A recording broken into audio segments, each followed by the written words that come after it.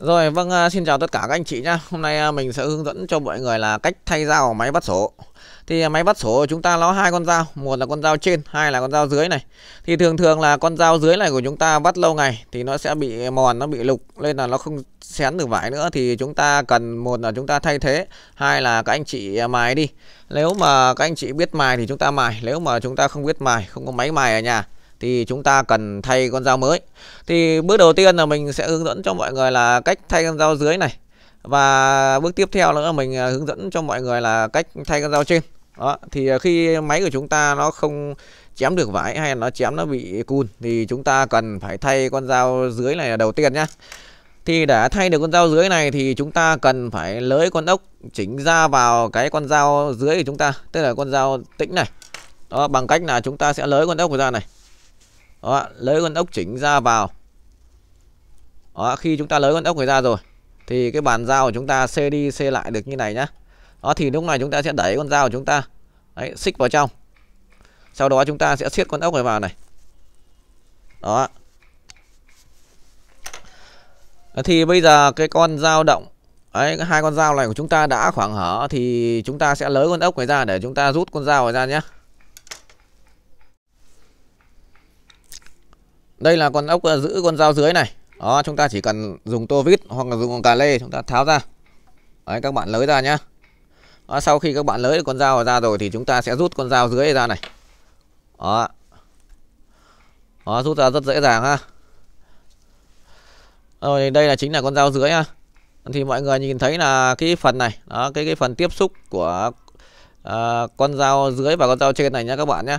Thì thường thường là chúng ta vắt lâu ngày thì cái con dao này của chúng ta nó bị mòn này, nó bị lục này. Đó, thì nó không xén được vải. Thì chúng ta cần thay một con dao mới, hoặc là các anh chị mài đi nhá. Nếu mà chúng ta không biết mài thì chúng ta sẽ thay con dao mới.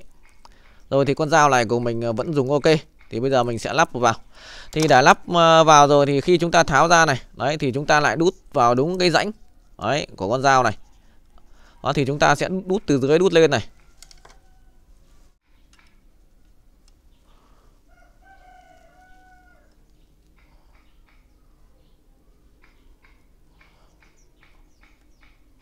Đó, sau khi chúng ta đút từ con dao vào rồi đấy, làm đúng vào cái rãnh của cái con dao này ha, thì chúng ta sẽ chỉnh đến cái chiều cao của con dao này nhá.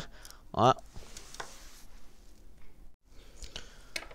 Đó, chúng ta lắp làm sao này đấy, cho con dao này của chúng ta nó phải bằng cái mặt nguyệt nhá. Đó, các bạn mà đừng để cao như này là chúng ta cũng không chém được vải, mà chúng ta để nó thụt xuống như này, đó thì nó không chém được vải.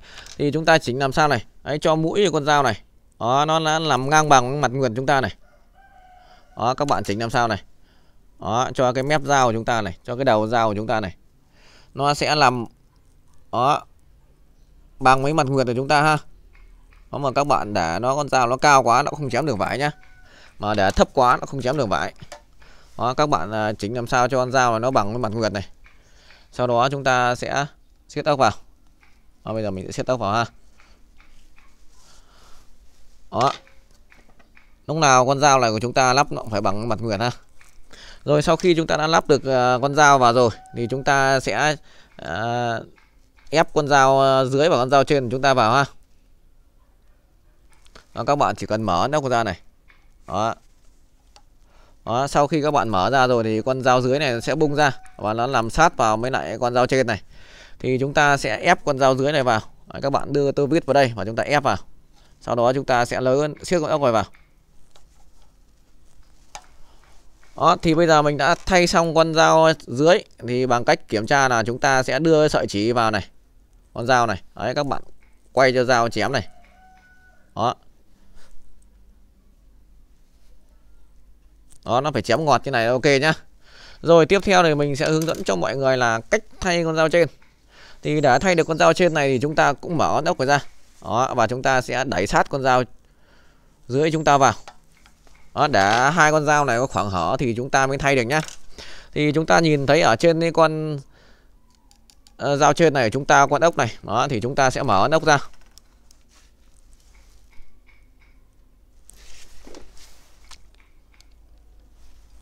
Đó, bây giờ mình sẽ mở ốc ra ha.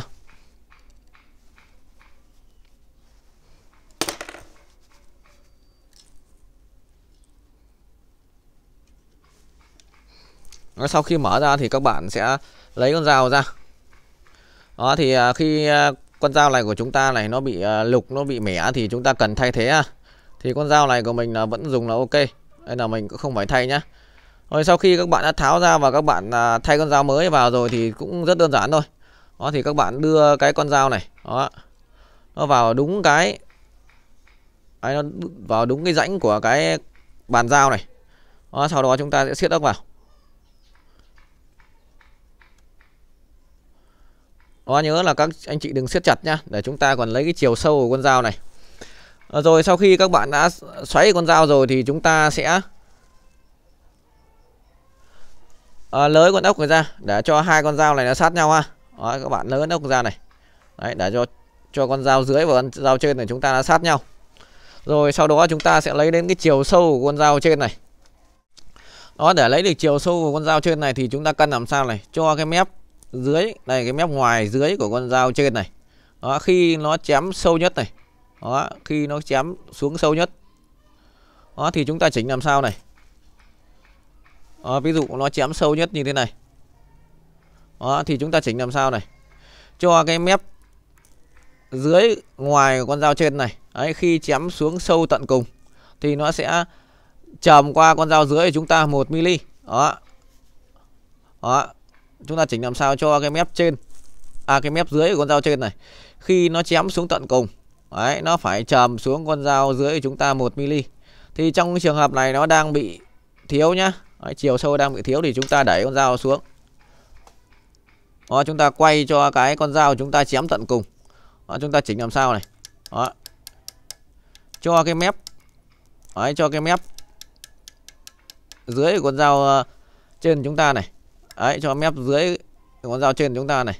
Đó. Khi chém xuống tận cùng nó sẽ chầm xuống con dao động, con dao dưới chúng ta 1 ly. Đó. Thấy chưa các bạn nhìn này. Đấy, khi nó chém xuống tận cùng này. Đấy, và nó chầm xuống 1 ly. Đó, các bạn nhìn thấy nó chầm xuống 1 ly chưa? Đó. Sau đó chúng ta sẽ siết chặt con ốc này vào. Đó, chúng ta siết chặt con ốc này vào. Và đồng thời chúng ta ép hai con dao này vào với nhau nhé.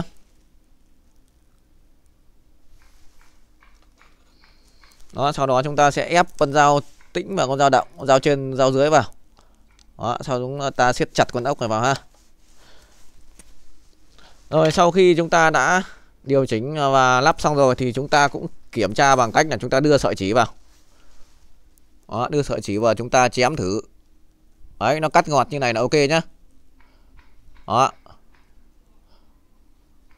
Rất là ok các bạn ha. Rồi thì mình cũng xin tạm dừng clip ở đây. Các bạn thấy những gì mình chia sẻ trên kênh hay hữu ích thì hãy để lại cho mình xin một like và đăng ký kênh nhá. Mình xin cảm ơn tất cả các bạn ha.